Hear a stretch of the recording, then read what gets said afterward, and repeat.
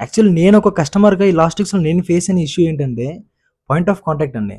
Like ఏదన్నా ఒక shipment నేను ఒకసారి అది ఎక్కడికైనా గాని లోకల్స్‌లో ఏదన్నా ఒక షాప్‌కెళ్ళిన షిప్‌మెంట్ ఏదైనా ఢిల్లీకి గాని ఎక్కడ కనెక్ట్ చేశాననుకోండి, అది అనుకున్న టైంకి రీచ్ అవ్వకుంటే, నేను ఎవరిని కాంటాక్ట్ అవ్వాలి?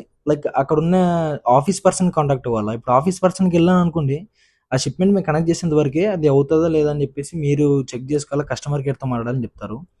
సో, మాక్సిమం ఇష్యూస్ అనేది చాలా సార్లు నేను గమనించాను. సో, ఇప్పుడు ఏంటంటే వీ కేర్ లాజిస్టిక్స్‌లో ఎప్పటికైనా మేమేంటంటే ఒక పాయింట్ ఆఫ్ కాంటాక్ట్ ఉంటది. మీరొకసారి మాకేదన్నా షిప్‌మెంట్ ఇచ్చారనుకోండి, అది డెలివరీ అయ్యేంత వరకు అది మా బాధ్యత. దాని డెలివరీ ఆన్ టైమ్ డెలివరీ చేసేంత వరకు అది మా బాధ్యత. ఆ డెలివరీ అనేది కంపల్సరీ కూడా చేపిస్తాం మేము. మనం అనుకున్న టైంకి కూడా. ఒకవేళ షిప్‌మెంట్ ఎక్కడైనా స్టక్ అయిపోయినా కూడా దాన్ని వెంటనే మేము వేరే కొరియర్స్‌తో కూడా మాట్లాడి బ్లూ డార్ట్ ఇట్లా వేరే దాంతో మాట్లాడి కూడా మేము ఆ షిప్‌మెంట్‌ని డెలివరీ చేపిస్తాము. సో, అలానే ఈరోజు ఇంటర్నేషనల్ కూడా షిప్‌మెంట్స్ వచ్చాయి. 50 కేజెస్ యూకేకి పంపియాలా ఓన్లీ ఫ్లెక్సీసే. సో, మనము డోర్ స్టెప్ పికప్ కూడా చేసుకున్నాము. సో, మీకు ఇలాంటి గుడ్ ఇంటర్నేషనల్ సర్వీస్ కావాలనుకుంటే స్క్రీన్ పైన కనిపిస్తున్న నెంబర్‌కి ఒకసారి కాంటాక్ట్ అవ్వండి. Thank you.